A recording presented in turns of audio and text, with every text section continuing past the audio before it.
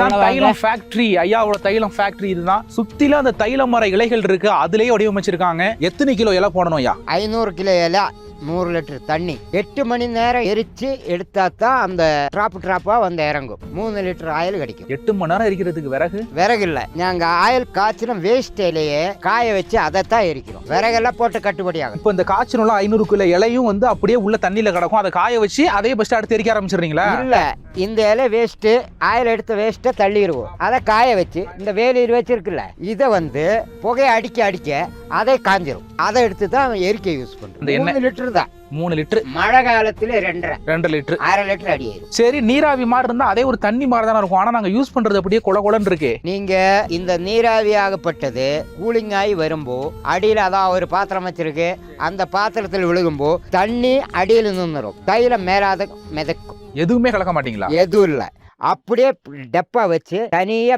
மேலாக மோந்து எடுத்து வடிகட்டி ஃபில்டர் பண்ணி வைக்கிறது தான் அங்கே கடையில். நம்ம கிட்ட கலப்படம் இல்லை. நம்ம கிட்ட இருந்து வெளியேறியாச்சுன்னா 1 லிட்டர் 5 லிட்டர் ஆயிரும். 1 லிட்டர் 5 லிட்டர் ஆயிரும். ஆனா நீங்க கொடுக்கறது ஒரிஜினல், அதுக்கு நீங்க நம்ம இடத்துல ஸ்பாட்ல தயாரிக்கிற பொருள் வந்து ஒரிஜினல் பொருள்.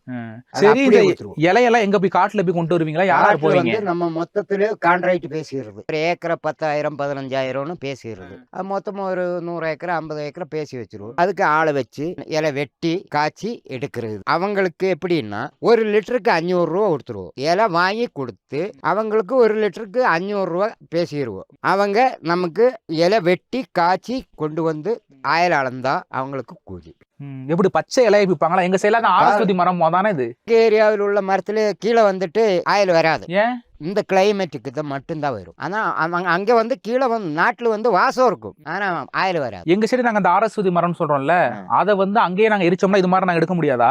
எடுக்க முடியாது, ஆயில் வராது. ஏன் இங்க கொடைக்கானல்ல மட்டும் இந்த குளிருக்கு மட்டும் தான் வெறும் புகையா தான் போகும். ஏன், என்ன காரணம்? இங்க மட்டும் இது வருது. கீழே வந்து காய்ச்சி இருக்கணும்ல, அங்க வந்து காய்ச்சி எடுத்துருக்கணும்ல. ஆனா இலை ஒண்ணுதான், இலை ஒண்ணுதான் அந்த ஆரஸ்வதி இலை. ஆனா இந்த கிளைமேட்டுக்கு தான் இந்த இலையில ஆயில் கூலிங்கான ஏரியாவில் ஊட்டி கொடைக்கானல் மட்டும்தான்.